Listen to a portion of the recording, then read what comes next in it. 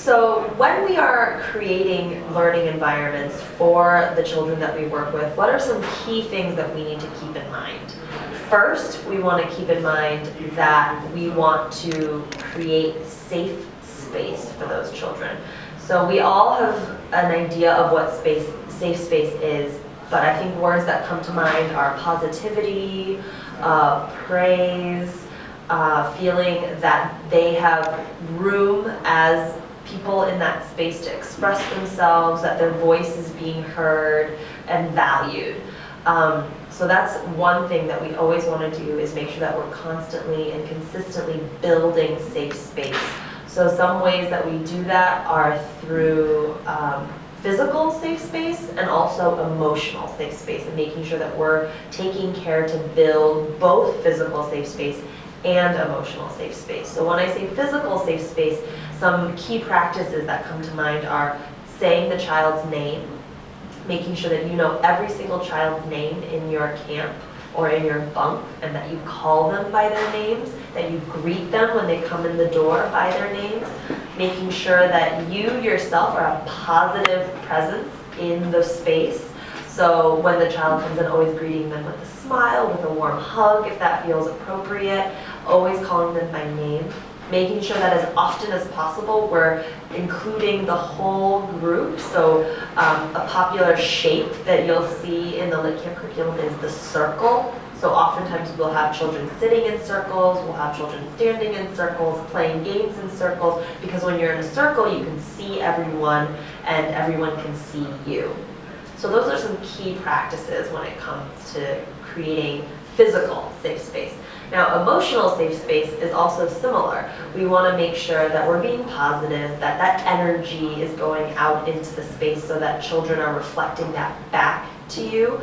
And we also want to make sure that we reinforce positive behaviors and make sure that negative behaviors that we don't want to see aren't present in that safe space. So for example, if you're noticing that a child is bullying another child, even though we want to keep it a safe space, it's okay to pull that child aside and say, let's not use that kind of language, or let's not bully others. This is a safe space. We want everyone to feel welcome. So safe space emotionally can be created by your presence in the room as a positive role model for the types of behavior that you want to see, and also making sure that you are cultivating the space that you want and making sure that you are saying yes to certain behaviors and no to other negative behaviors. So that's what we talk about when we talk about safe space, both physical and emotional.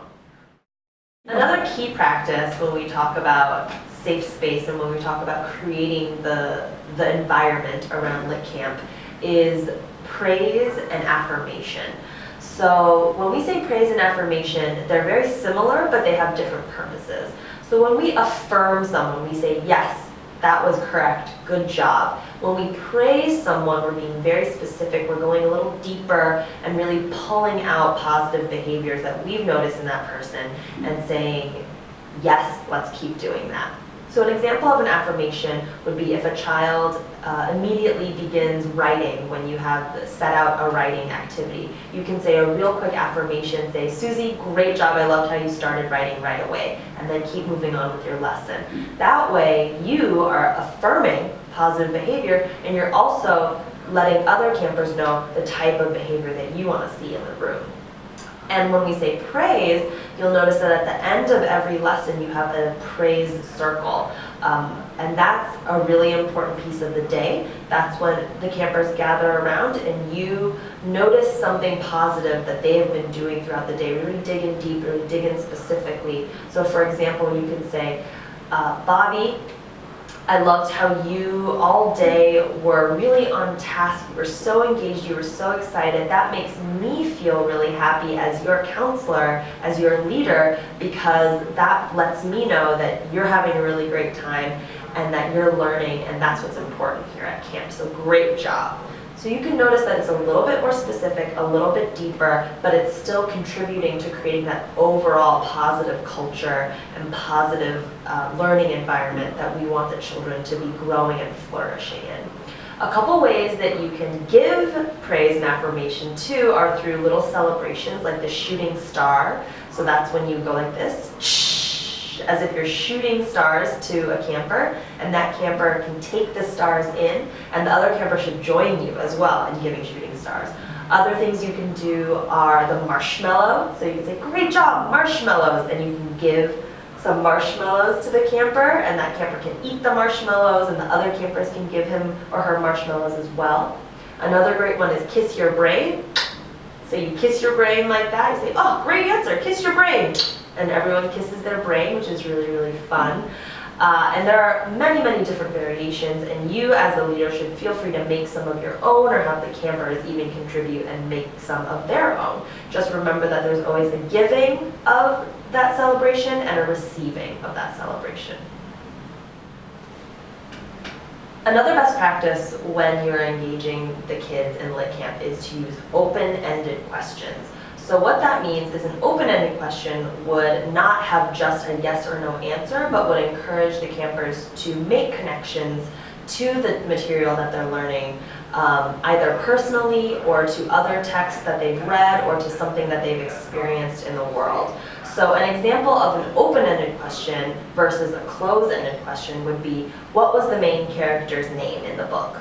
Now that is a closed-ended question, and that brings a lot of pressure onto the kids because you're asking them to be right or wrong about something.